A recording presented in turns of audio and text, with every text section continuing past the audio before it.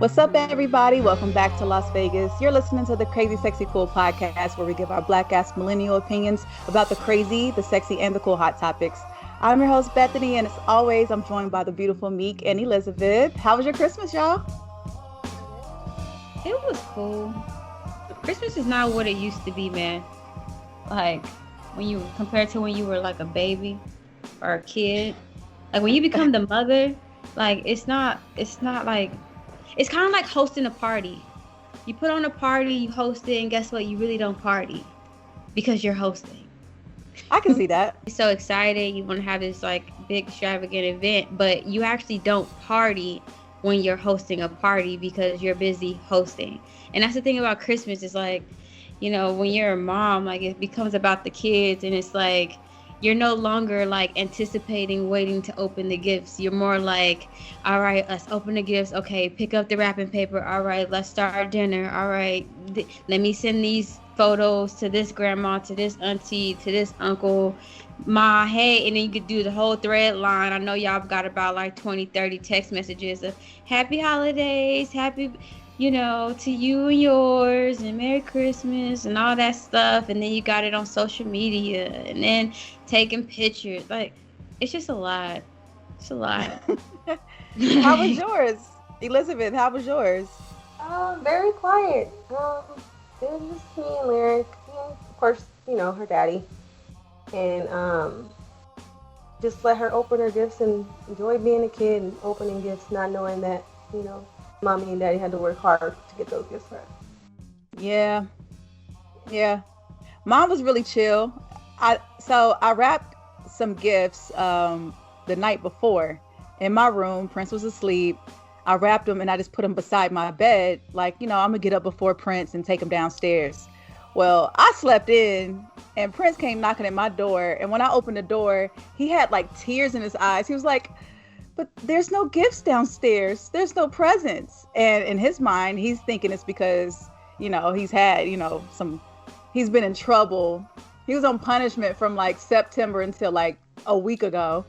So he was like, damn, like, ain't no gifts downstairs. I was like, oh, baby, no, just, you know, go brush your teeth and we'll go downstairs and open some presents.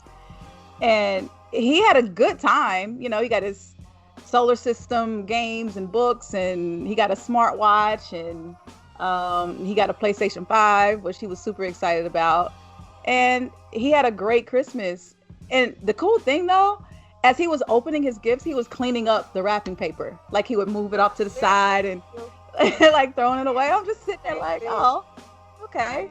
And by the time noon came around, we was chilling. We was chilled the whole day, just watching TV and, you know, FaceTiming family, and, you know, it was just real chill. But we don't really, Christmas really isn't like a big thing. I think because Prince is in school and they're learning about different holidays and stuff, that now he sees Christmas as this huge deal, when before we never really celebrated it like that.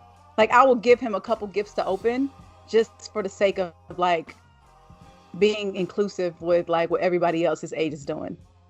But right. What I wanted to ask y'all, like, why, because you said, you know, you feel like it's different as a mom. How was Christmas as a kid for y'all? Well, my mom ruined Christmas. So like, we didn't believe in Santa Claus. Like with us growing up, we knew that mama was buying the gifts. And not only did we know mama was buying gifts, but like before I remember the last Christmas where she literally locked us in our room, made us stay in our room while she wrapped everything, and then opened the door. I was like, y'all go ahead, go open it, go open your gifts. And then after that Christmas, she would she stopped wrapping the paper. I mean, like the wrapping paper and stuff. Like, how old were you? Like that last Christmas, I was still in elementary school.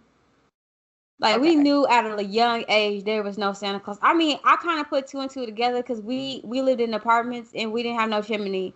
So I was like, Santa ain't climbing down nothing. There's nothing to climb down in this apartment. Like, yeah. So we kind of put two and two together that you know, that it was mama giving the gifts or whatnot. But it was still magical though. Like, very, like, my family is very family oriented, so like we always did like dinners and stuff like that. Like, my stepdad, his side of the family is Filipino, so it was pretty dope because we would have like baked chicken and macaroni and cheese, but we also have like pancit and lupia and all that kind of stuff, and like karaoke, singing karaoke and stuff for Christmas. So it was pretty dope. Like, but as far as the belief of Christmas, I mean of Santa, we didn't do that. What about you, Liz? How was Christmas growing up? For me, if my memory serves me right, I'm sure when I was like little, I believed in like Santa Claus.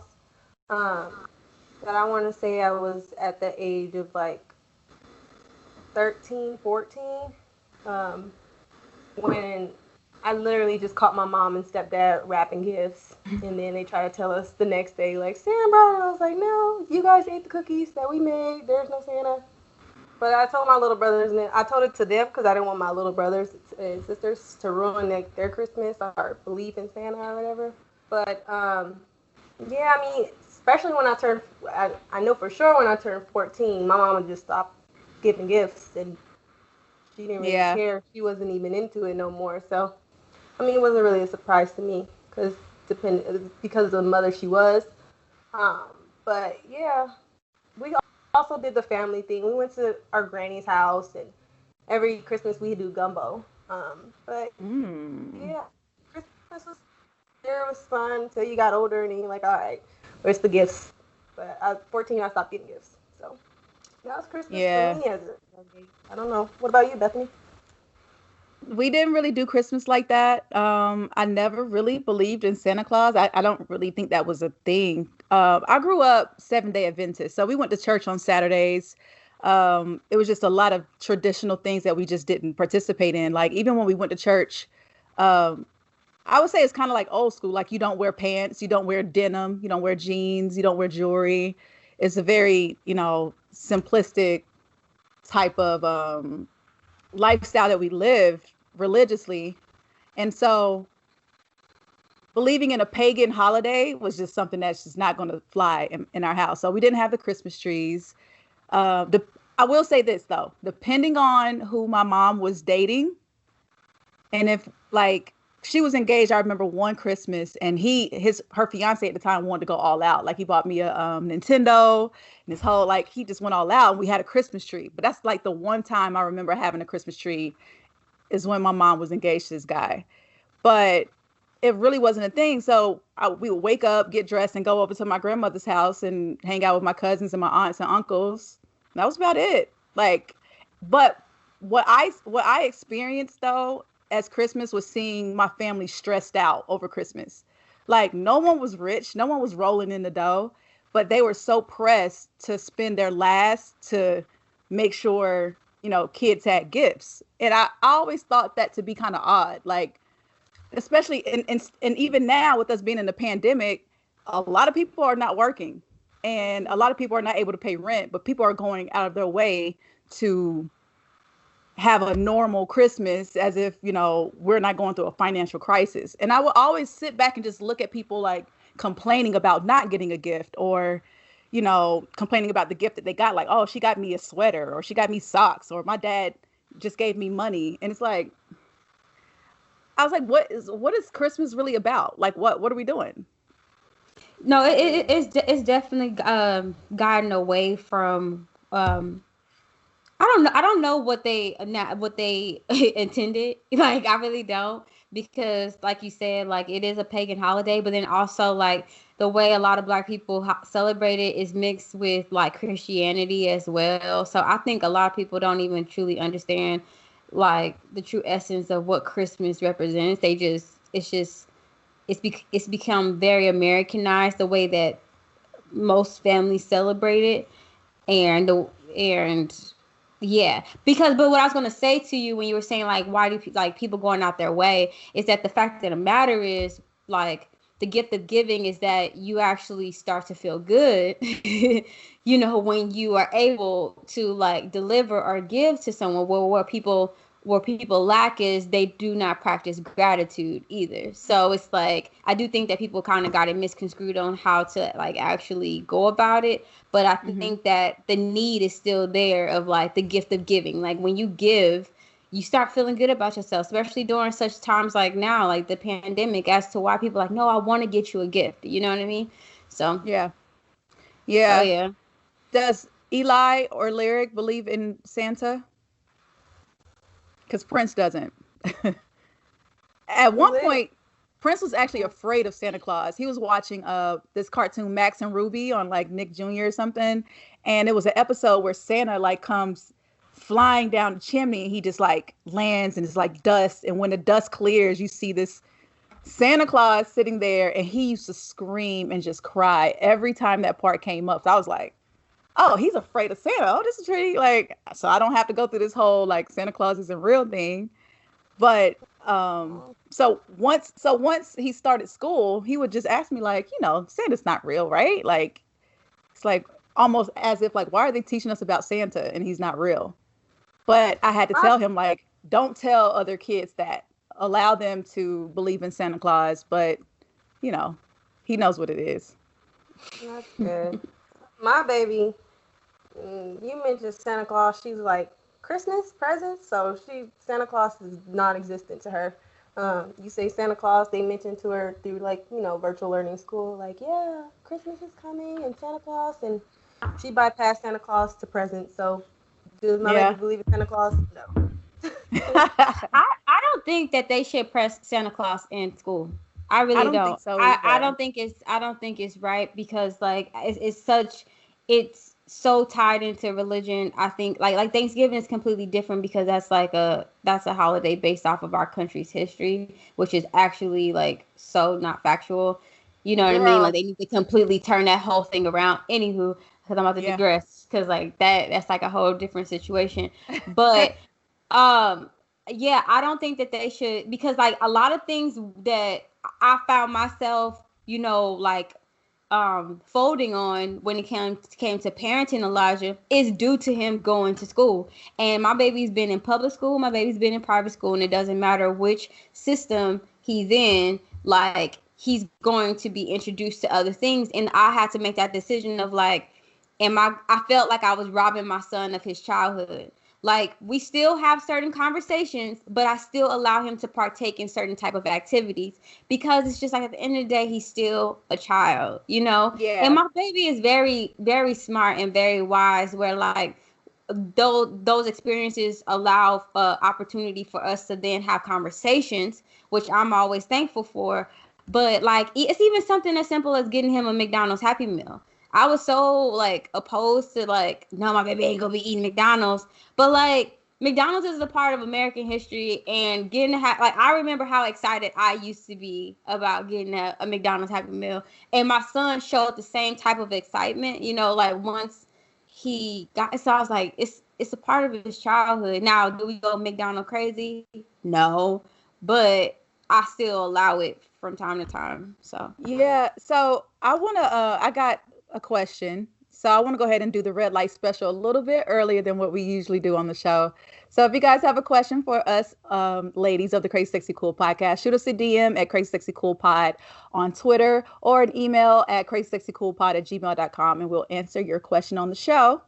So this woman, she asked, she's like, hi, I have a question. The Santa thing is really getting to me. My son is 11. At Christmas time last year, someone at our church told him about Santa, and I was very upset because that wasn't her job. It was my husband and mine. I'm not going to lie, I've been holding some type of grudge because my son's innocence has been taken away. Of course, he was going to find out about Santa not being real, but it was going to be on our time. Since then, my son doesn't have the same energy in Christmas anymore. Now, this last Sunday, our pastor commented on that same situation over Zoom. He said, shame on us parents for teaching our kids about Santa. It should be taught that Jesus is the reason for the season. I get that, but let us tell our son about Santa. I understand that he may be too old to believe in him anyway, but again, what we teach in our house, people should respect. I also understand that our son will be exposed to all kinds of things from other kids and adults. He's homeschooled, because he's type 1 diabetic. So even before the pandemic, he wasn't in a brick and mortar school. My question is, do I say something to the pastor or go around him and speak to his wife, whom should be over one day this week to drop off my son's gift? Or do I just leave it alone? Thank you for your advice. That passage is so heavily layered. Like, so are you talking to the pastor for what his sermon was? Are you talking to the pastor for what the lady said to your child? Like, there's so many different layers in that whole thing, because like I said before, like, Christmas is one of those holidays that's heavily tied to religion, you know? So this is now this gonna knock this, people not gonna agree with this. Hey, I gotta chill with the disclaimers, but I always have to say it because I want people to know that I know that people are not gonna agree with what I have to say. But when choosing your fellowship, don't you want to make sure it's aligned with like your practices, like your everyday practices, or no? Like, this is a real question, like, for me. I mean, that may be hard. I mean, you just don't know what the preacher is going to be coming in with on that particular day. No, but I'm saying, so you telling me this is her first introduction into, like, the preacher, like, denouncing Santa and you know, praising Christ. Like, because I feel like that's I would have a hard time, like, because I take faith very, very serious. Now, I don't follow no church, but, you know, I'm highly spiritual, and it has to be aligned. Like, I can't sit up here and call, you know, and teach my son about Santa when what we praise is completely different. Like, that's it interferes, I would think. Like, there's a... I get what you're saying. Discord. I get what you're saying as far as, like, you know, the religion part. Like, she should know that obviously going to that church, if you've been going there for a while and you've been listening to this pastor, that he's going to teach about religion in Christ and pretty much not, you know, saying Santa is not real. She should have been aware of that. I just think if that was the case, I don't know how long she's been at the church. Right. But also, I question. I guess my real question is: did you like also include Jesus Christ into your teachings to your son, or did that's what I want to know? Like why? Or if you didn't, like, why didn't you lead with Jesus Christ if that's a part of your fellowship? I mean, so my answer to that is to leave it alone, because honestly, I feel like that was up to you. In these 11 years of your child's life, you could have explained this to him in some way so that when someone says that Christmas is all about Jesus, then he's not going to be like, well, that must mean Santa's not real. He's not going to put two and two together until he's explicitly told that Santa isn't real. Yeah. Go ahead. Like, granted, he is older. I mean, I'm sure he's been in school where he probably... No, he hasn't. He hasn't been to school. Because he's a diabetic. He's at home. Yeah. Okay, so, I mean, he's still an older kid, and I understand you do things in your home, but at the same time, it's like you can't get mad at the pastor for, you know, pretty much, you know, preaching what he does in his church either way. Like, you didn't have that. You had that lack of communication with your son, and that's not the pastor's fault, nor his wife. So you shouldn't. I agree with Bethany. You shouldn't have that conversation. I mean, I have to disagree with you on the pastor's fault, because my thing is, you can have disagreements with people on, like, whether I should lead with Santa or Jesus Christ, but I don't like this guilt shaming that's going on around Christmas. You know what I mean? Like, you raise your kids. Let me raise mine. Like, there's lately, a lot of people have been like, I can't believe that y'all believe in this white Santa and blah, blah, blah, blah, blah. Look, it was for a whole girls was believing in flat tummy tea. You know what I'm saying? You still believing in that no good ass nigga that's up on your couch.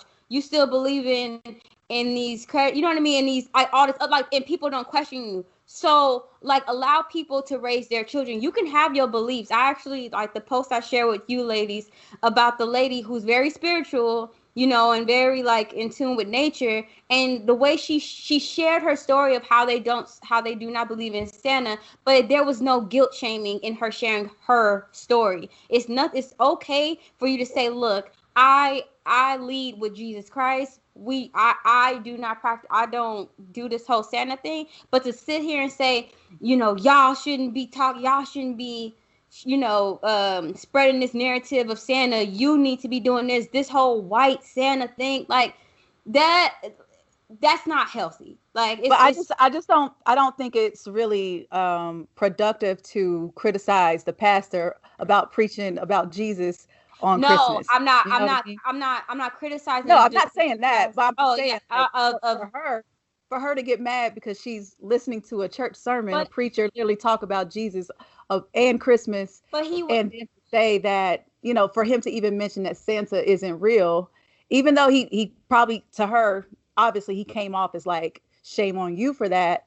But I mean, can we really blame a pastor for doing low-key his job? Like being a teacher, exactly. but being a teacher, and you guys always are the main ones to talk about, especially you, Bethany, and talking about, is about how you deliver it. So it's not about the thing. It's not about like, yeah, you can choose to lead with what you lead with, but we have to like, please tell me that you saw this, where you saw like people on social media like taking, it's like it's filled with negativity and making people feel like some type of guilt for like, for continuing the narrative of Santa. Like, look, but here's the thing. When I remember saying that we don't celebrate Christmas in the house, like I don't do the tree, I don't do whatever, and people were like, "What? Why don't you do this?" And you're robbing Prince, and that's what I'm saying. It's the same thing, and I don't agree with that. Allow people to celebrate if they want to or if they don't want to, and that's fine. But I'm just saying, like, being a preacher, you don't think, like, just like how, because, I've heard you say it a lot, where it's like, it's about delivery. Now, granted, this is only coming from her perspective, so I don't know exactly what the preacher said, and then also, I'll have to say this too. Love, your child is 11 years old. Now, I don't know your child, and I don't know, where he's at mentally or like his intellectual level. But like, one thing I do think is some parents underestimate how bright children actually are. So like, your kids can actually handle a lot more than what they cannot handle. Well, like, even with Elijah, what she said is that his energy about Christmas has changed. Like, he's not as enthusiastic, but like, that's going to happen, period. As we get older, we're not going to have the same energy with Christmas. Unless you're like Mariah Carey. No. There are some people some people keep the same energy about Christmas. Like, Mariah is known, she loves Christmas. This is her shit. This is her thing. That's her holiday. But not everybody is going to keep that same energy throughout their lives, especially around that time when, the type of gifts that they expect as, kids change. Like, they go from the toys to wanting like electronics and phones and money and whatever. Like, it's going to change anyway, whether they believe in Santa Claus or not. But can we also say that parents have to take some accountability in that? It's about how you built that foundation. If you base it just off of this generic ass narrative that we as Americans often celebrate, that it's all about getting the biggest, flashiest gifts, and that's just what it is. This big jolly white man come hop on your roof, drop this shit off, eat all your fucking cookies, and hop on a sleigh with a whole bunch of female reindeers and go around the world within 24 hours, then yeah, you know what I'm saying? You probably gonna have that feeling. But I'm trying to say is like with Elijah. Like, Elijah, I feel like my son knows that it's not real, but he's fallen in love with the festivities of it. He's fallen in love with the family of it. Elijah, I know. Elijah, I know. Can I tell my story? Can I tell my story? Okay, so Meek and Eli come over to drop off gifts and to let our boys, socialize and play a bit, because they're not in school, they don't get to play. So, as they had been over, you guys were over for like 2 hours, 3 hours, and as Eli and Meek are leaving, Eli kind of looks around. So I'm going to tell you what Eli said, and then I'm going to tell you how I translated it. Okay, so Eli was like, "You don't have no decorations?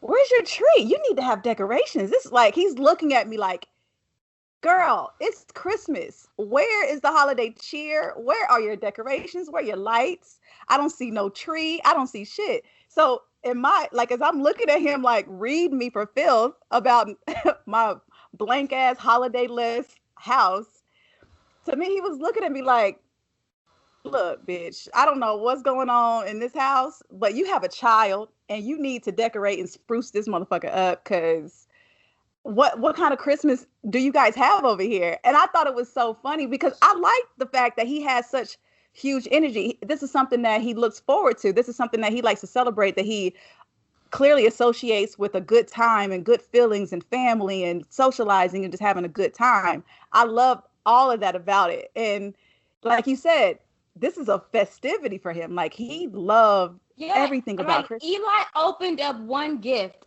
I kid you not. He opened one gift. First off, he didn't even realize that all the boxes under the tree was for him from families and stuff. He opened up one gift, and he act like that was like sliced bread, honey. He was like, "Oh my God, I loved it. This is what it was, that Power Ranger thing. It really wasn't no like, like special whatever, but."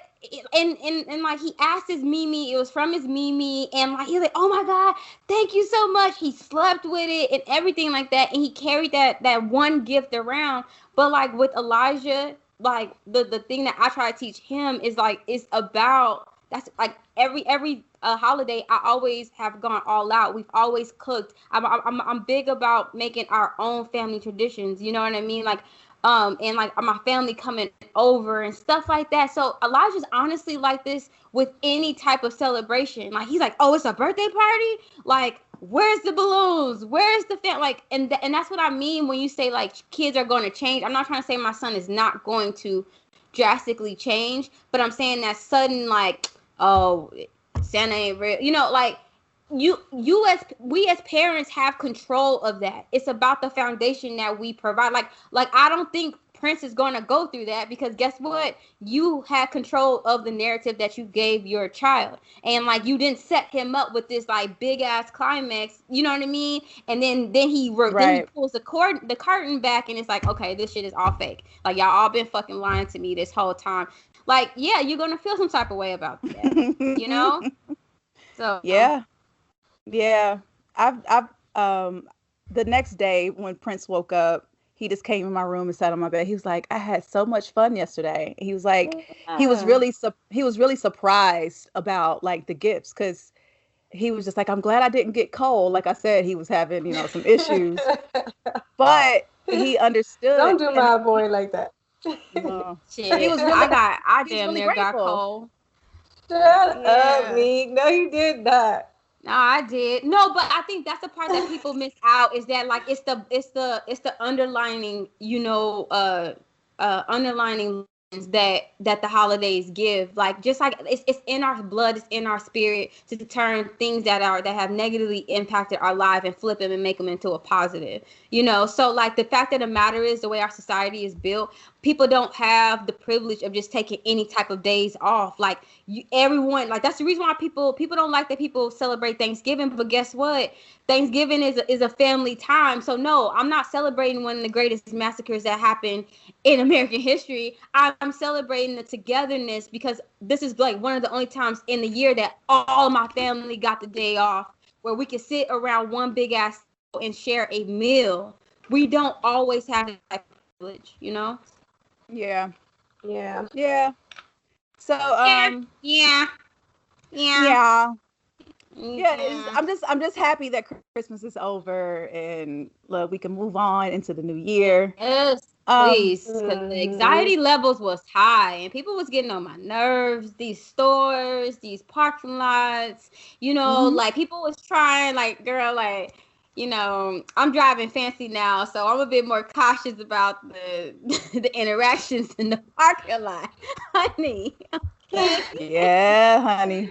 You're parking a little too close. I'm gonna need you to bag that thing. Bag. Give me 50 feet. So a lot of people have been using their like downtime from the holidays. Some people don't have to work, and the kids are home. Well, the kids are not having to log on to class. So there's been a lot of movie watching and a lot of show binging. And one of the most popular movies that was released around this time that people are actually watching was Ma Rainey's Black Bottom. How did you guys like the movie? I cried. It was What good. made you cry? It was good. It was more of the fact of me just seeing Chadwick as an actor and how he was able to get into character. In the most emotional scene when he was saying about hold on. like Hey. So listeners, spoiler alert. We're about to talk about this movie. So if you need to fast forward through it, we're about to really talk about it. So this is your spoiler alert warning. I'm gonna give y'all 5 seconds to pause it, together, watch it, and come on bike. Okay. All right. Okay.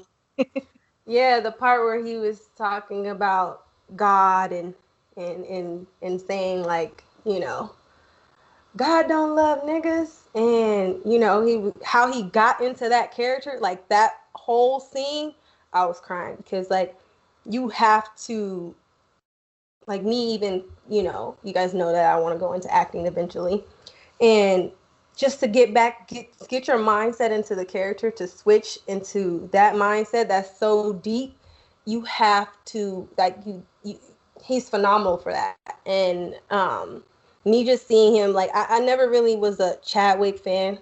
No offense, Bethany, but the more I've seen him, like after he passed and his interviews, and just he was really a awesome actor.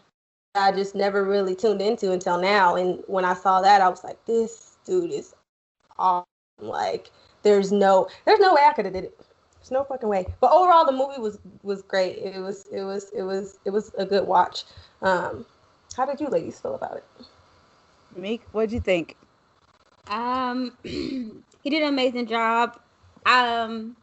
This whole experience, August Wilson experience, like I am definitely a fan. I think the thing the thing that's so beautiful about artists is their backstory. So I do think that like I probably wouldn't have. Let me reframe that. No, me knowing what Chad was going through at that time, and to see him really tap into his craft, his art like that, and really be aligned with his higher power to that degree, to the point where you don't see no pain, you don't see no worry. Like this man knew he was gonna die. Like when you're watching that, like to have those thoughts in your mind, like I can't fathom. I'm not in that situation, but to be able to like transform yourself during a certain time like that, like I've seen people get fucking paper cuts and their whole world is coming to an end. You know what I'm saying? But to really be able to transcend and tap in, man, like I thought it was very beautiful. I thought the story was beautiful. It made me look more. I love stories that tap into our history, and the way August Wilson told that story, it wasn't as though he was telling us history. It was kind of giving us a preview as to like it was like we were like in a fly on the wall. Yeah, like in a time capsule, and like we went back and we were like in the time period, and like we just entered this room full of musicians, and then we just saw the dialogue. Like that's what it felt like. It didn't feel like a history lesson or nothing like that, which I thought was really dope. Viola, honey, I mean, from the sweat in the creases of her eyes. Like I don't know if that was baby oil. And then the smearing of the makeup. Like how accurate that was. She gained how many pounds? She got up to like 200. Yeah, she gained. Pounds. They said she gained like 30 pounds for that. Okay, yo, dedicated, to the role. Dedication to the role. And the crazy thing is that I was wondering how Chad was going to appear on the screen. Give his his state that he was in during the film, and the fact that he had lost so much weight. Whoever his makeup team was or whatever, like, bravo to you. But also just like, I felt like it made him look younger. Like, in my mind, what made me think about that was there's a point where Levee says his age, where he says like, I'm 30, 33, 35 or something. And in my mind, I thought Levee's character was actually like 24, 25, because that's like the spirit like Chadwick had.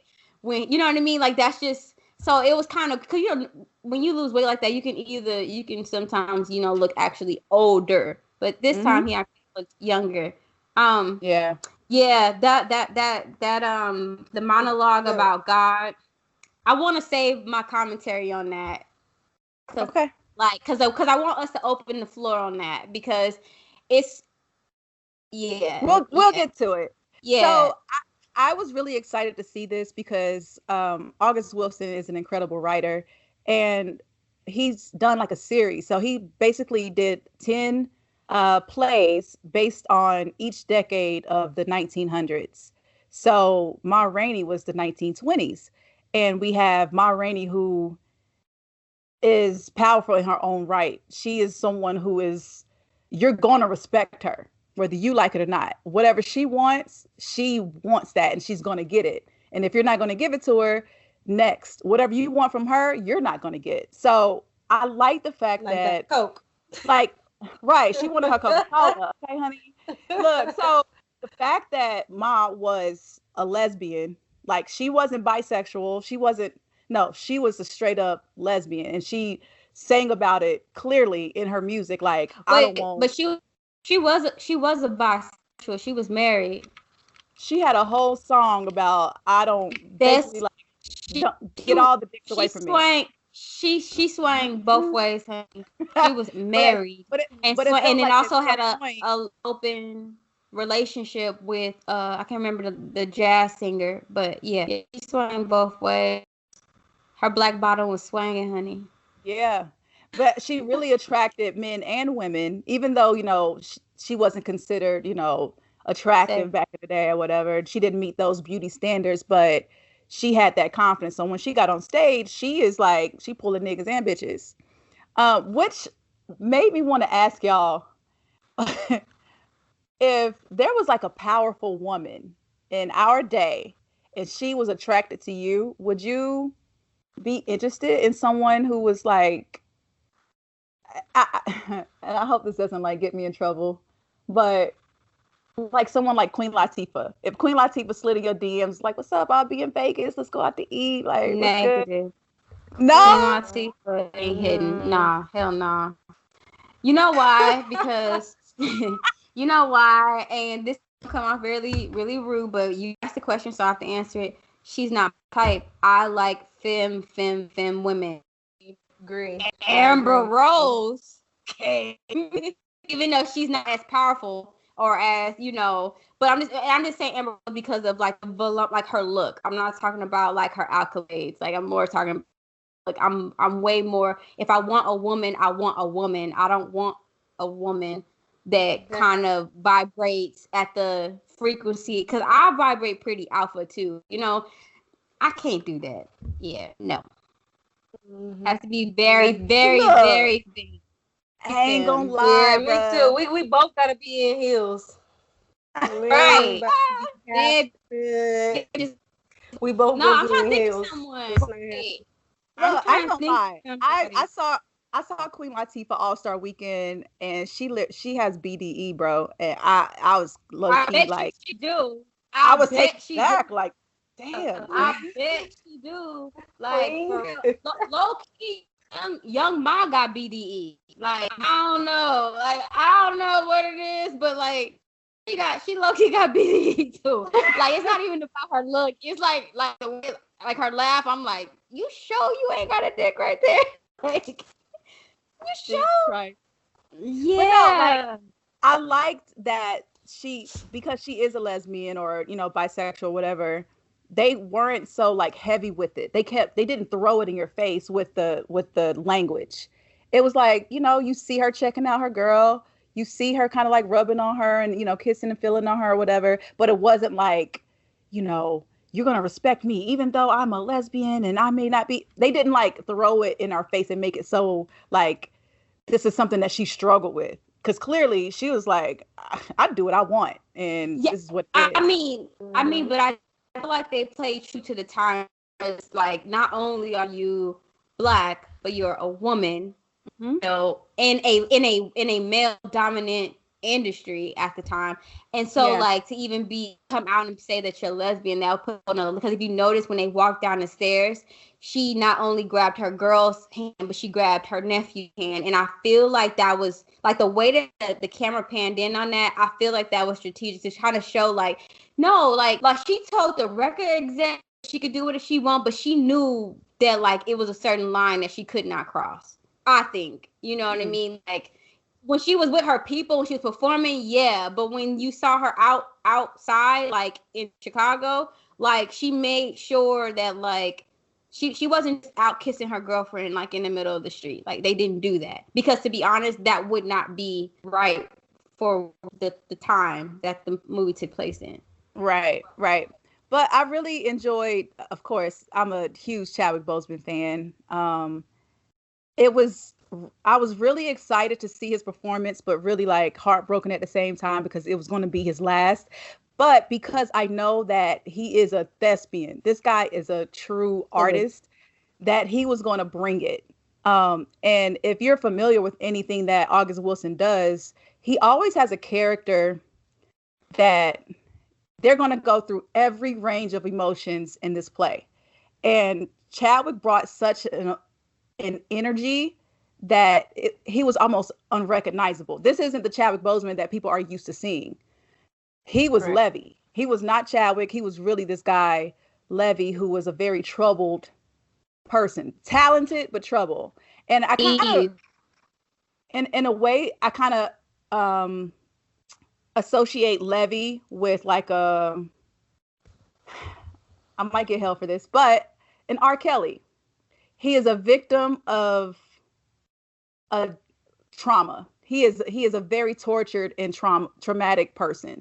And because of that, who he grew into, let me finish. Who he grew into as an adult is just who he was. And he honestly, I feel like R. Kelly doesn't see a problem with what he does.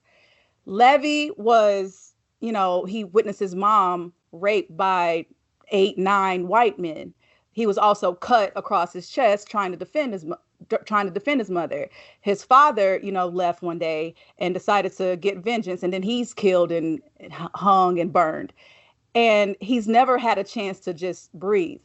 And why I compare that to R. Kelly is because he was molested as a child. He was never really given an opportunity to have a childhood, to really, like, even back in the 1920s, there was no therapy for people to go through and talk about their feelings. And, and when it comes to, being molested, especially as a boy, that's something that you hide. And then it presents itself later in your life as something disgusting.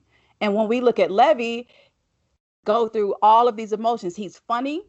He's very dramatic. He's very in your face. Like I lost count of how many times that he was just up in someone's face, like telling them about themselves. But at the same time, you also felt sorry for him.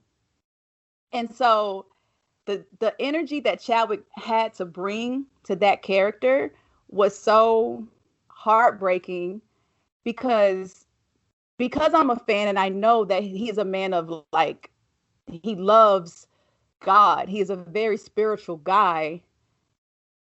Knowing that he had to tap into someone that was almost the complete opposite of who he was in real life and struggling with cancer at the same time, it was just like so hard to watch. And every time he broke into monologue, I don't think I was breathing. Like I was just sitting there like stuck and listening to every word.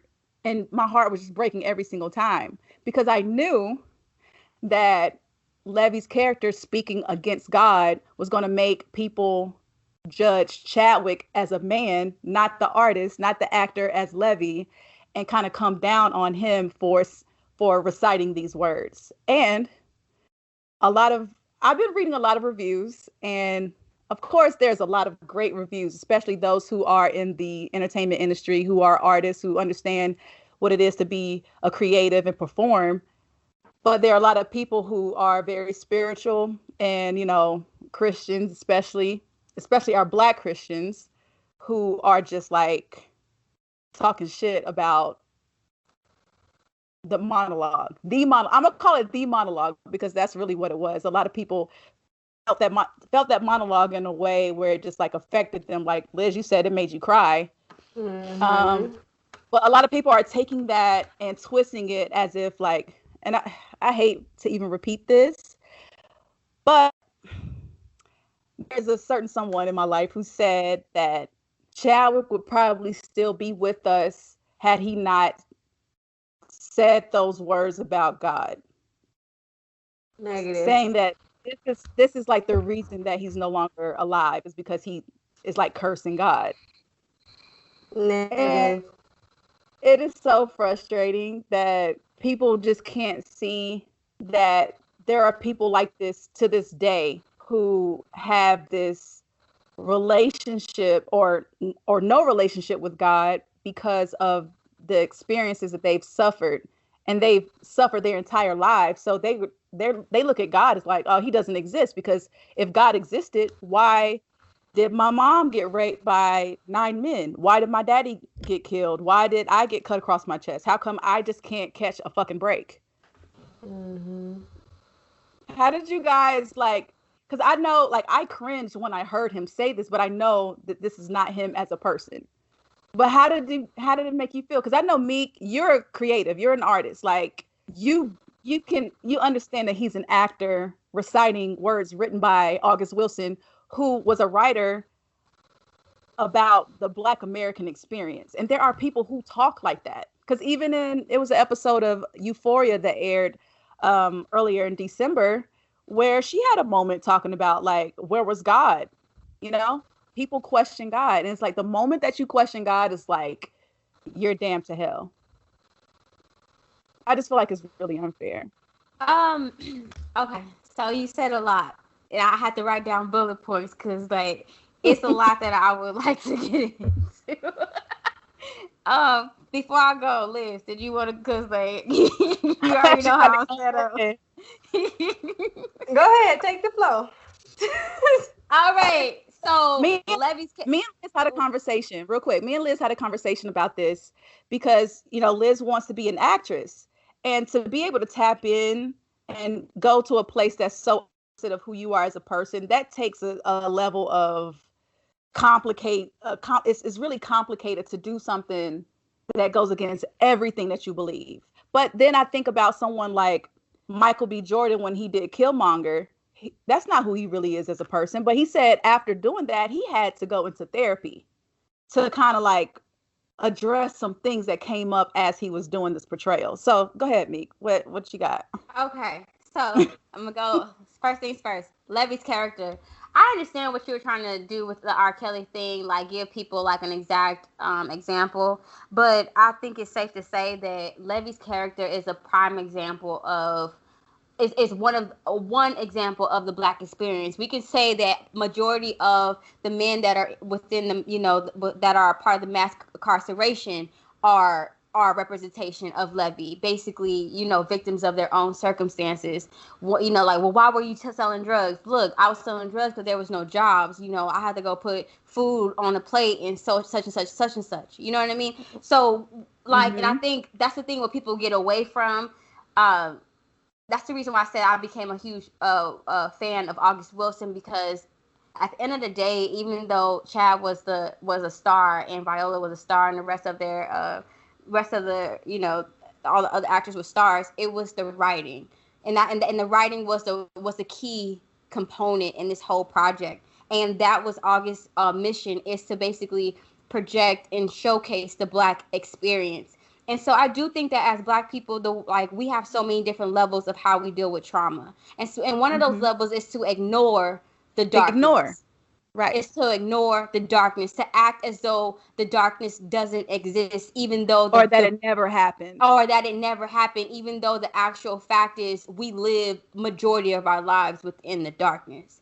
So when you say that that Levee character was so far away from Chad, I have to question that, because of, even like with me being an artist, in order to tap in, that means you have to tap into an emotion within yourself. Like if it wasn't a part of Chad, it would have projected as generic. So even though he was a very God-fearing man, like, and actually you even put a whole nother layer onto it that I wasn't even thinking about. To think that like you've done all this good, you had a mission, you had a purpose with a mission, and you were very like strategic on how you did and how you on your place within this earth, and then to know that you were, I don't want to say sentenced, but you were diagnosed. Yeah. Diagnosed with such a terminal disease. Disease. Yeah. I have to question, did he question that? Mm-hmm. I have to, within himself. It doesn't have to, I'm talking about within his private thoughts, like where it was like, fuck, why me? And I'm not trying to say did he like long and draw it out. I'm talking about, did at one point after his diagnosis, did he ever say, fuck? You know what I'm saying? And it would be no issue with that, because guess what? That's a part of the human experience. So that's why that's why I'm saying, like, it's not, Levee is actually not that far from Chad. Then, you know what I'm saying? Then what, like, you got, in order to really tap into, to be able to project honesty and truth onto that screen, you have to find a common root as to why Michael B. Jordan had to go into counseling, because it probably uprooted some shit that he was blocking from himself, that Killmonger actually uprooted. Yeah. I want to read something real quick. So Chadwick's makeup artist and his team did like this article for I think it was Vanity Fair, where they said on Ma Rainey, he began every day with prayer. He could quote verbatim from Christian scripture. It was a particularly challenging role because it deviated wildly from his character, the copy and libidinous Levee. He read from his Bible every morning, and then he prepared to get into that character, which actually went against everything he stood for. To watch that transition every morning was both very interesting and very hard. They said another difficult thing was to watch his physical suffering. No one knew of his condition, like no one, not even his team that worked with him every day. So to see him like transitioning into that, of course I'm sure, because even me and Liz, we talked about this last night. We were like, we wonder when he like was exactly diagnosed. And because when he was, given the Black Panther role in 2014, they filmed in 2015, and they were promoting Captain America Civil War in 2016, the year that he found out. But he didn't go to the Captain America Civil War premiere, which was his debut into the whole MCU. And so it's kind of like, was that around the time he found out that he was just like, man, fuck all this? But he had to have some sort of like a moment where he was like, you know what, I got to continue because I have a purpose that I need to serve before my time is up. Like, I totally understand what you're saying, Meek, because that is a human experience where we have our moments where shit is just not going right for us, and we question the higher power. Well, and it's not even that it's not going right, but it's not going as expected, and that's the powerful thing about death, is that like when it comes to birth, we know when birth is going to be expected. You have 9 months of preparation, but when it comes to death, we don't have the same privilege of preparation with death. So it's like it's like I don't like to say it's going bad, because like that puts a ugly like taint on death, even though it's a part of the natural cycle like birth is, but it's just not how you expected it. I saw myself with my wife having kids and like, having this speech and doing this and doing that. And, but life always has its own course at hand. But that's like, and like I said, I know he was a God-fearing man, but like there's certain depths as an actor, and that, like that you have to give yourself privilege to like explore. You know, we all deal with trauma different ways. We have so many different blocks, you know, like that prevents us from tapping into certain emotions. Also, when it pertains to God and like how people feel towards this whole God thing. Also, with and you and I spoke about this the other day, and I brought this up yesterday, where it was like, is it really the opposite? Because if you're a firm believer in the higher power, then you have understanding. So when you read a monologue and you're an artist and you read the depths of the emotion and because a part of the part of being an actor is character building. You have to build the character. You have to have the whole background. What happened to him? Why is he so enraged? Why is he so driven? Why is he naive? Because Levee was highly naive when it came down to like the music industry. What is that? Why is that? You as the artist have to build that.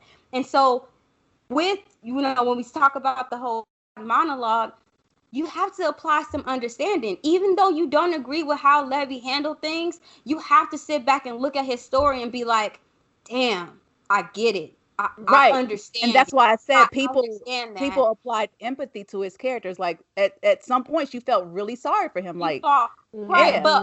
But this is something that's not hot. Like, well, I don't think anytime I have this conversation that is commonly practiced amongst the highly religious.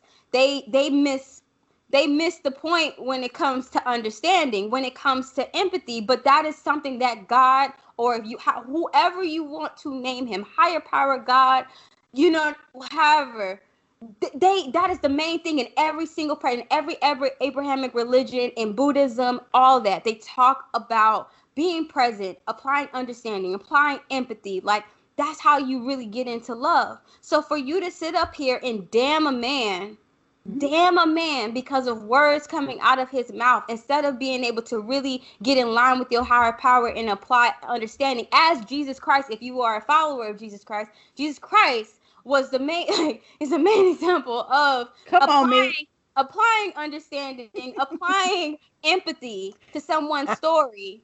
You know, like what is that? You know, and also like, you know, I'm a firm believer in faith and all that, but like I'm not a firm believer in just, I don't know how to say this, and I'm gonna try to be clear as possible. It's like blind religion. Yeah. Like within my spirituality, I allow myself to ask questions. And within those questions, I find, you know, I'm then provided with the answers, or I'm showed something or whatever. You have some religions where it's like, how dare you question? How dare you? And it's like, wait, what are you talking about? Like, God gave me these questions. Like, or the higher power, like, installed this within me. He understands what I'm doing. Honestly, he encourages me to do this. You know, and then with that, that's how I build my faith. So, like, for you to say, like, how dare he question God? I mean, that is a concrete question. How do we sit here and praise a God and say, oh well, you and the thing that took Levee overboard, and that's the part that we're missing, is Cutler. Is that the guy name? Yeah. Kept saying, God gonna strike you down. You keep acting the way you act, and God gonna strike you down. And it was within that it opened the door to Levee saying, like, it set him off.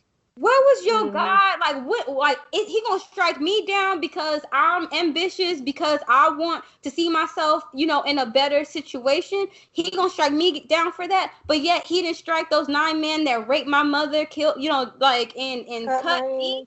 Like, you telling me that? Like, and that's a real question. That is a real question, and that's what I mean. Like, you have to put intentions behind your faith. You can't just blindly just, you know, fall in line. Like, I get it. Yeah, I got a question for you ladies. Have you guys ever dated a guy that Levee character that like had disbelief in God or different beliefs in the higher power or whatever he believed in? I didn't date him. I didn't date, you know, because I don't really do that. But but you don't date? You don't Nah, I really don't. Like, I can name on 2 fingers how many boyfriends I've actually had. But yeah, like, I don't, Two. like as far as like, fucked around or like whatever. Yeah, like I've dated a Jew before, which was very interesting. I've dated a guy that was it was weird because he was spiritual, but he was low key. What is it called? What is it, like, anti-God? What is it called? Like, Atheist? atheist. Like the way he would. It was weird. It was very weird. But but to me that was just a example of a lost soul. Like anyone that's that conflicted within themselves, like, love, you need to go meditate, pray, and I have dated a Levee before, not in the way where he would curse God, but he would have those moments of questioning God because he had a very rough childhood, and he just felt like God never came in and saved him. yeah, He was a very, like, just how Levee was, very arrogant, very immature, but very talented. yeah. He had so much promise had he addressed the root of his whole issue, like why his world just seems so upside down. Isn't it safe to say that, like, granted, they, like, shit, black folks barely could, shit, spit in certain areas. So I know they're not going to have, like, the whole therapy thing down or whatnot.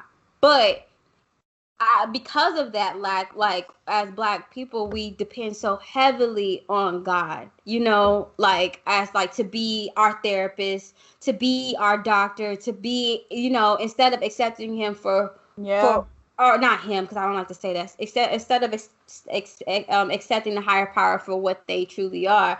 So it's like, yes, I do believe in a higher power, but like, and yes, I do have conversations with my higher power, but I do understand that there's levels where, like, I'm going to have to seek therapy. You know what I mean? Like, me just praying, and the way I look at it is, it's like when you want to change your body. You can sit up here and be like, I want a bad bitch body, like BBL, all this. But unless you go to the grocery store and get the proper, diet regimen, unless you actually go get a gym membership, or you go and drop 11,000 and get that BBL, like, you really not gonna see no change. Like, you can pray to God all you want to, but you not gonna see no change. So it's kind of like the same thing. That's funny you say that because, like, talking about religion, I remember when I first went to therapy in 2012. It took me months to tell my mom that I went to therapy because it was more so like, you need to, pray to God. Why do you need to go and see a therapist? And it was just like therapy was so shunned because it's like, God is the answer. God is the one who's going to bring you out of this. But it's like, God also helped this woman get her degree so she could give me some advice. Exactly. Like, there's a reason that she was placed into my life. Like, just because I go to a therapist doesn't mean that I don't believe in a higher power.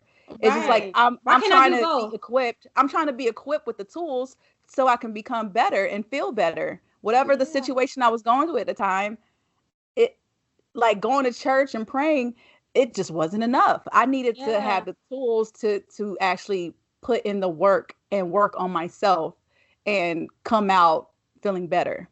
But I do think that practice of just, like, laying it all on God also leads to people questioning God so heavily, and then eventually adding into, turning into atheists. But also, I think it's also it also produces a lot of misguided anger, as we saw in Levee's character. Like, what the fuck am I supposed to do with this right now? You know what I mean? Like, I've just always gotten the short end of the stick. He's created all these different defense mechanisms to like, cause like it does something to the soul when you start when life puts you in a situation and you realize you don't got no control. Like, and black people during those times had a lot of those situations. Like, and when I mean by that, I'm talking about the situation with his mom. Like, it had to do something to your soul to really know that there was nothing in your power that you can do, that it was going to happen.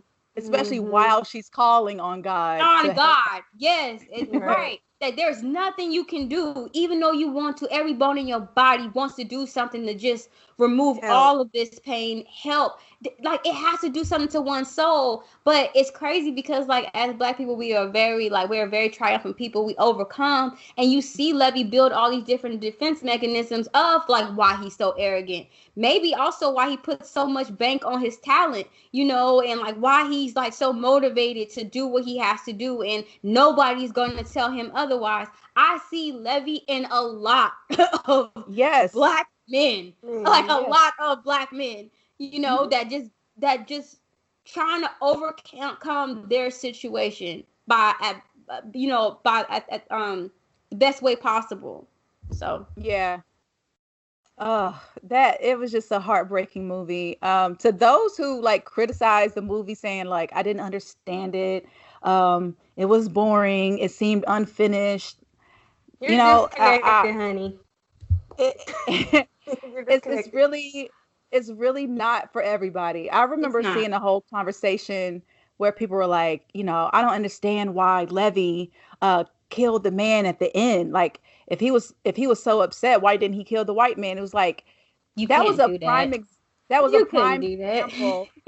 prime example of why, like you said, Meek, it's misplaced anger. It wasn't because the man stepped on his shoes. At the same time, God, what was it? Toledo, the man that he stabbed. Toledo represented what Levee didn't want to be. Toledo was very complacent. He was cool with what he wanted, but Levee wanted so much more for himself. And so the whole movie, he talked so much shit about Toledo, about his shoes. Like, nigga, who the fuck? Like, who are you? Right. But for this man to step on his shoes as his world has already just like, he's been fired, his music, he got paid $5 for his fucking music. Like, it all came to a dramatic end because this guy has never worked through his issues. He's never been told that he's never had any validation in his life. And not only was it, and then it's so funny you bring up the shoes because I just not thought about that. Like it's a comparison of shoes. Like, and you can compare it to like a God thing where it's like, these shoes are like shoes you go dancing in. These are the shoes, you know, I spent this money. And then like you talk about Toledo shoes, it's like, what do you call them, a bus or something? Like, it's dirt. Like, how dare these old dusty ass shoes step on my prized possessions? Like, it's kind of the same thing. Like, it's crazy now. Think about it. Levee was so talented that he banked everything on this moment to take him to the next level, which was why he was willing to spend $11, which I kind of had to do the math, which would equate to about $120 in 2020. Yeah. So he went all out and got himself some shoes, and he's basically working gig to gig because he knows, like, I'm about to record my songs, I'm about to blow up. Y'all doing this old jug band music, I'm about to blow.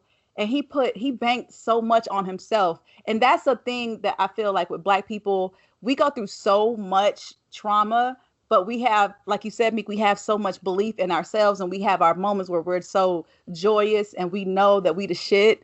And then a moment happens where it just like pulls the rug out from under our feet. And then in one instant, your whole life goes down the drain because you are just so defeated.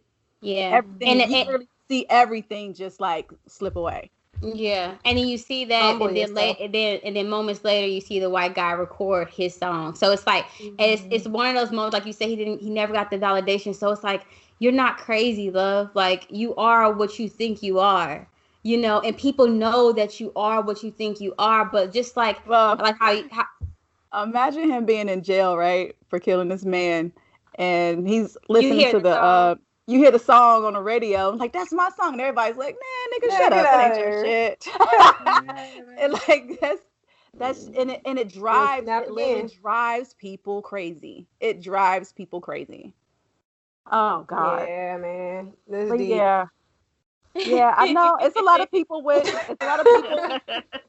You got some Levees in your life.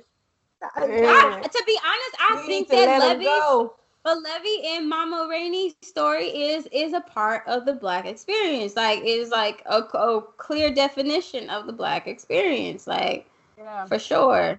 And real quick before we move on, Chadwick did he wrote an article for the LA Times about August Wilson, and in this excerpt he says, the first time I was overcome with August Wilson's words, I was about 10 years old. I was an athlete, not a thespian. My older brother was a dancer and an actor in the family, and I had been dragged to his practices and rehearsals. And he said his brother was given a taped excerpt from the Broadway production of Fences with James Earl Jones. He won a Tony for that performance, and he said he related to the conversation between like a blue collar, stern, strict father, having conversations with his son. Like at 10 years old, he related to August Wilson's words, and that's why Ma Rainey and Fences and the piano, I forgot the other names, but in Jitney, like it's Jitney, so many things that you can relate to at so many different levels of the Black experience. It's just like you say, you have to find something familiar in those characters and to be able to play them. And just big ups to Chadwick and Coleman Domingo, Viola. They really showed out. It was an incredible movie, and I really hope that those who had so much negative things to say can actually find why this relates to so many people. Why people feel so strongly about it. For those that haven't seen it yet, I would just encourage you to just familiarize yourself with August Wilson, because it's a play. It's a play that was brought to film production, and it's still in play format. So it's not going to be intro, slow climax, you know what I mean? Like decline, and like, no, it's a play. And so I would just encourage people to like familiarize themselves with August Wilson. With, Fences was brought into film production, right? Or did they just bring it? Yeah, it was Viola and Denzel. Viola won an Oscar for that. Yeah, they did it on Broadway as well. But yeah, like I just think that people need to just broaden their horizon when it comes to the arts. We as a people, our story is just so impactful, and we are just such poetic people. Like you can hear it in our music. Like that's the reason why I love jazz so much, because it's our gift to the human ears. You know what I'm saying? And you can hear it in our conversations, in the cadence. Yeah, the cadence. We have a very unique rhythm.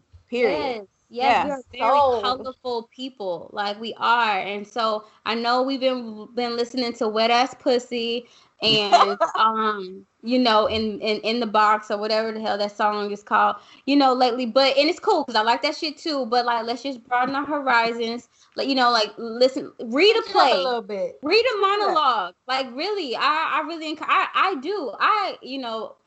I've never, like, this is my first time being introduced to August Wilson. Like, I've read like plays from other artists, from other playwrights, just for the dialogue purpose. But tap in, and we really do need to like support and continue to inspire our art, because it's our gift. I feel like this will help gain a lot of people's interest in theater, and when we're able to go back and watch plays again, that I think there's going to be a huge surge in like more artists and more content, more people writing, more people listening and developing stories and telling their own stories, because as Black people we have so much. It's not just these slave movies, it's not just Jim Crow and segregation. We have so much more to show. And this was just a prime example of the Black experience that, we haven't seen. So before we close out, I want to ask y'all, this is our last show of 2020, the crazy year that it has been. What has 2020 taught y'all? Patience. 2020 taught me a lot of patience. Not to say that I never really had patience. It just taught me. Liz, hold on. Liz, bruh. I'm gonna need you to Wait, stop. what? I'm gonna need you to I think shit. both was like, Right. Wait, I don't have patience. nah, dog. No, you don't. In what aspect don't I have Okay. patience? You are the type of person when you want something, you're gonna Yes. immediately. You want things to line up. You want it like when you want it. True. You don't. I'm not gonna say you don't practice patience, but when you want something, you need it right the fuck now. Okay. That's That's fact. true. But back to what I was But saying. It okay, taught me when he taught you that, okay. 2020 taught me patience. A lot of patience. And obviously. Just to really tap in with my mental as well. I tend to, when the world was going on, I was always busy and I didn't really tap in with my mental space. I push things under the rug or push it behind me. Goes back to me saying I am going to stop smoking weed this year. Bruh. This is something new for me. I just, for me, because everybody's different. For me, weed was like an escape from everything else that's going on in my life. And not to say that I couldn't really function on weed. It was just I was a procrastinator. I put a lot of things behind me. It's like I'll get to it later. And this time I'm challenging myself to just go. I mean, I've already been for like 2 weeks, 3 weeks now. Has it been 3 weeks? Yeah, like 3 weeks. Non-smoking and challenging myself to go a whole year without smoking. Not to say I will never ever smoke again. It's just like challenging me to tap in better with my mental space and really figuring out who Elizabeth is and what do I really want, you know? So, yeah. What are you doing, E? That rumbling. I know that's you Oh, over there. yeah, it was falling. Yeah.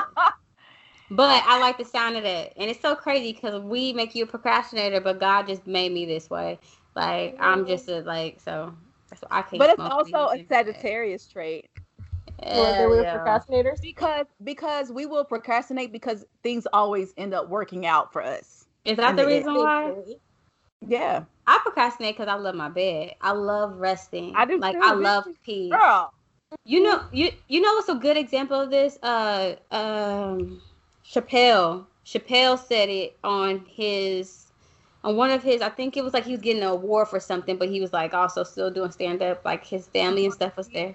Mark Twain Award. The Mark Twain Award. Yes. And when he said, I believe his grandmother or his mother told him that, like, baby, you're not a lion. You're a lamb. But sometimes a lamb has to pretend to be a lion so that way they can spend the rest of their life as a lamb. And that's the part that I had to like really like dive into. Like, no, I like to rest. I like to, be relaxed. But the way our society is built, I have to, become that hustler, become that grind. Like, that's not how I am naturally. Like, I would just lay in my bed all day if I was given the chance, or like walk a park or whatever all day, look at the sky all day. But Yeah. that's not how society is built. So I got to go out here and chop off heads. So what did 2020 teach you? Gratitude. Mm. Because I look around in my life and it's really not bad. Like, I honestly have no complaints at all. Like, at all. I have things I can definitely work on, improve, but like seeing how treacherous this year has been to some others, like, oh honey, I have moments where I just stop what I'm doing, put my head down and just say thank you. Mm-hmm. Because this year has definitely been very, very kind to me given the circumstances. Yeah. Yeah. I feel like for me, 2020 has taught me that it's okay to be uncomfortable. That when I am uncomfortable, I make the best of it. Like, Yes. something comes out of it that I would have never expected. Yeah. Like, Meek, we have talked about doing a podcast for a couple years. Yep. And it was like this pandemic shut everything down. It was like Liz was like, let's do a podcast. Every damn day, yo. Every day. So we doing this podcast now? No, okay. Go back to patience, though. Going back to fucking patience. Exactly. We doing this podcast? Oh wait, are we doing this podcast or no? Like, but it taught me, like, you know, I know your favorite word, Meek, was like, you got to know how to pivot. And 2020 taught me how to pivot, how to be uncomfortable and make the best out of that shit. It taught me to to figure out what my purpose is instead of just doing shit just to do shit, just to make ends meet. Like sometimes you got to be uncomfortable and do what you love, even if you're not getting paid a whole bunch of money for it, even if you're doing it for fucking free. yeah. Be uncomfortable because you don't know what's going to come out of it.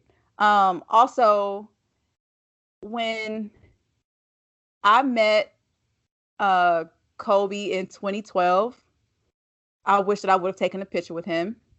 When I met Chadwick Boseman a year ago, I wish I would have taken a picture with him. Now, I'm taking pictures with everybody. All y'all niggas.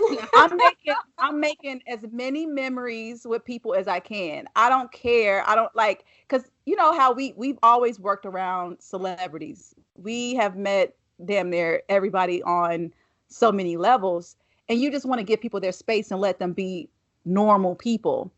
However, there are just some once in a lifetime people that come around that you adore them. Have a conversation with them. Take a picture. Ask for the photo. The worst they could say is, "Girl, get the fuck out of my face." No, right. Mm-hmm. that's the worst. And it's like, oh, okay, but that's something that I'm like, you know what? I don't have many regrets in my life, but those are some. And to lose both of them this year, I was like, fuck, bruh. Why didn't I never take advantage of those opportunities? And also, it is okay to cry it out. That's what I learned.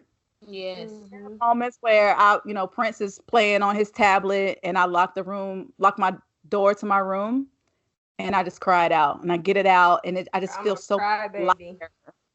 I feel so much lighter once I'm done crying it out. It could be something as petty, like, I'll cry because of like I was frustrated about something that didn't happen, it didn't fall through. But then I'm like, well, shit, I was just PMSing, or the shit ends up coming through, but not when I'm mad, happy, right. sad. Patience. Yeah, patience. I've also learned to become more intentional with my energy. Yes. Like it's like, cause as an artist, it was like always going with the wind. Well, I'm going here. Like, no, like it's okay to really, indulge in your talents and your purpose, but just be intentional on where you place that. Also, like how you said, cry it out. It's also okay to rub it out too. Like I've strategically have had certain moments. Wait a minute, rub it out. You have to go walk over there. I'm about to go into it. I've had moments where like, anxiety was high and stuff like this, and instead of engaging in toxic, unhealthy relationships or engagements, I just go in, get some nut clarity real quick, and I'm back at it, back in the game. Yeah. That's real. Did it today, last night, right before the show. Yeah, I did it this morning. Starting masturbation. Self-love is at an all-time high, honey. Mastering my bait. We were supposed to come up with a better word for masturbation. Yeah, I don't like masturbation. Do we have anything? Look, we got to go with Flick the bean, rubbing it out. Flicking a bean sounds horrible. Yeah. It does. Like a flick. This is what I think of a flick. The bling. Press the button. Have you heard pressing the button? That just sounds so like an elevator, right? See, these are terms that men have come up with. Exactly. This is not from women. We got to brainstorm on this one, ladies. Mm-hmm. Yeah. Okay, so to get away from like the negativity of 2020, what was your best moment of the year?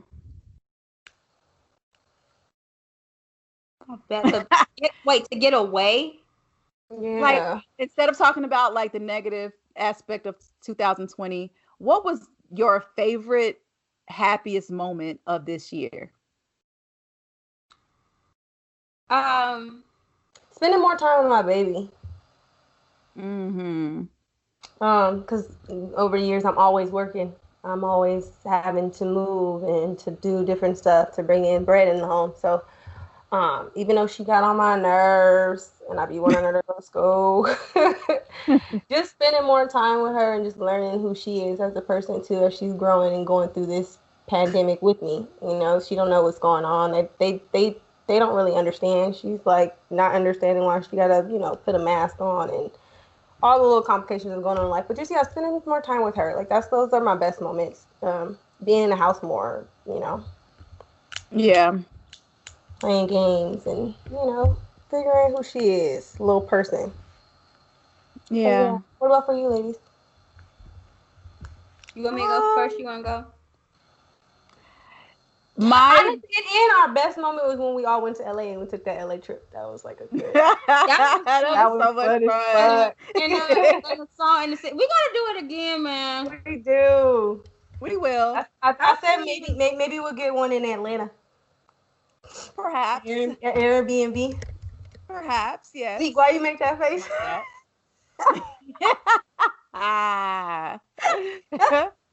No, I'm gonna tell you what my favorite thing about this year was everything that I said I was gonna do, I'm doing. Bitch, I'm with you on that. That was mine. This is the first year where I really came into recollection that I am that bitch. All right. Exactly. Yo. Yeah. I finally learned how to give myself credit for the things that I've done and accomplished. Like I have forgotten at some point. I don't know why, but I'm like, oh, like I had to literally. We spoke about this a few episodes ago when I went to therapy, and my therapist was like, "Girl, you need a brag book. Like it's okay to speak highly of yourself and let people know, like I'm that bitch. Like that's okay to do that." And so I realized like I've set so many goals for myself, and I've literally checked all of them off this year. Like I didn't let this pandemic stop me from doing a motherfucking thing. If anything, it only made this whole shit better. It gave me the time to really do what the fuck I said I was going to do. And that has been honestly the best moment for me because I wanted also to spend more time with my son. And here we are. I got all the time he's in my face. Okay. Yeah. Right. And I love it. He's the happiest kid. He's healthy. We're great. Like, even when things aren't going exactly as I planned, I can still look around and be grateful for everything that's happening. And that's fucking awesome.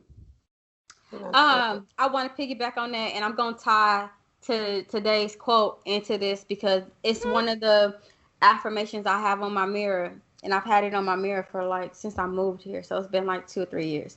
Okay, being married. Yes. So I concur with you. And it's not like I'm that bitch, like on some Megan Thee Stallion. Well, no, I don't say Megan Thee Stallion. I don't throw her. What's wrong with that? But I'm not. No, because it's different though. And it's not Megan. Because I know what Megan. I know Megan probably thinks different. But I'm talking about how people perceive that. Oh, it's because your hair fly, your nails fly. No, dude. It's something about proving yourself to yourself that it just gives you tapping into a whole nother superpower. I remember specifically having conversations with y'all yo, I'm starting school, I'm homeschooling, I'm gonna get me a Benz for my birthday. I'm going, I'm doing all this other shit. And I got into the race and okay, so I ran track. So I'm gonna do a little track, metaphor, whatever, but it's like running a 400 where when you start that race, you all right, I'm in the race, but it's a part of the race where you fuck, when it is it gonna be over? Over. I'm in it, I can't stop. I gotta keep going, you know what I'm saying? And then finally you hit that final stretch and you just overwhelmed with just bitch, you did it. And that's what it was. I remember the finals and me coming up. I came up with a full-on curriculum. Who knew that I was a teacher? I didn't know I was a teacher until I became a mother. I didn't know I was a nurse until I became a mother. I didn't know that I was a philosopher. Well, low-key, I did know that. But, to a certain extent, until we started this podcast. You know what I'm saying? And, to know that, we started this podcast, we stayed dedicated to it. neither one of y'all slacked. You know, I know that was a concern on everyone. Like, yo, like, is it gonna get to a point where people gonna be like, I need to tap out? Like, no, like, yeah, we had our discussions or whatever, but everyone, when it came time to logging in, people came logged in.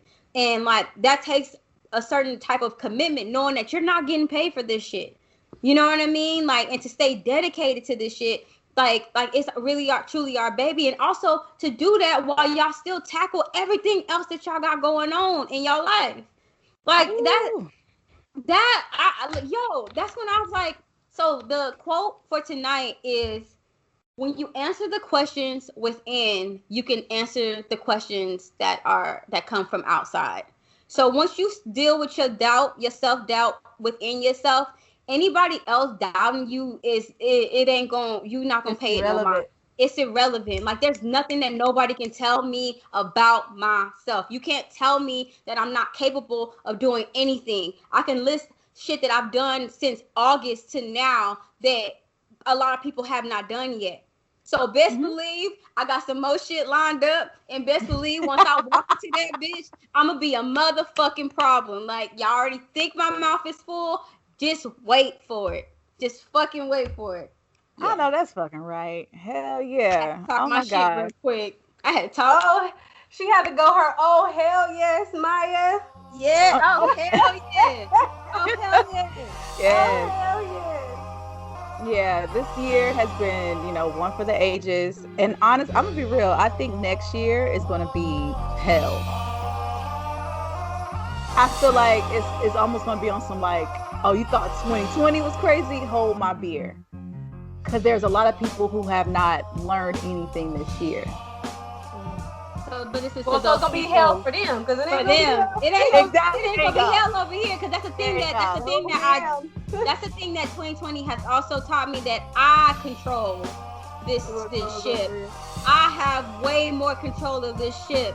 And that's the thing about accountability and taking accountability, is that with accountability comes to great responsibility. And a lot of people like to pan the responsibility and accountability onto others. Like, instead of going after that business you want to aspire to open, you rather just clock in into a 9 to 5. Nothing wrong against 9 to 5, but I'm just saying, for that specific person, you rather clock in 9 to 5, because if something goes wrong, you can then say, the corporation did it. It wasn't on me. Like, I just clock in. Whereas when it's your own business, it's all on you. When you take the steering wheel for your education, it's all on you. When it comes down to, educating your baby, it's all on you. A lot of people want to pan it off on everybody else and not really take accountability of their life. But 2020 has taught me, honey, look, not only do you have the steering wheel for this thing, but baby, you know how to drive a manual. You know what I mean? Like, a lot of these motherfuckers are on autopilot and the automatic. Baby, I'm over here shifting gears, all right? I'm just y'all didn't have Meek Jakes on a roll this episode. I just want y'all to know. Hey, it doesn't. Ooh-wee. All right. So thank you to everyone who has listened, who has subscribed to us on YouTube, and who are watching. How y'all doing? Make sure you subscribe. Make sure you follow us on Twitter and Instagram. We be talking on there. We do our best. Sometimes, Elizabeth might make a special appearance, depending on how she's feeling. Retweet. No, Liz tweeted me last night, y'all. I feel so special. Oh, dang. I didn't see it. She did. I'm going to retweet it. But thank you for tuning in, and we going to see y'all in 2021. Are y'all bringing niggas into 2021 with y'all?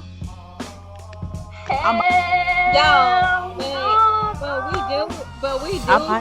I do need, like, I was thinking like a good dick application, maybe like Sums and One Up or something like that, because while I'm over here doing all this grinding and hustling, like, it would just be nice to just have, just need some good dick, like Postmates, like, just dropping off at the door. Hey, that would be amazing. Right. We're gonna get some Uber dick. Or some Uber Eats, you know what I mean? Uber Eats this ass. Oh my God. Look, thank you everybody for tuning in. We're gonna see y'all in 2021. Peace out. Peace.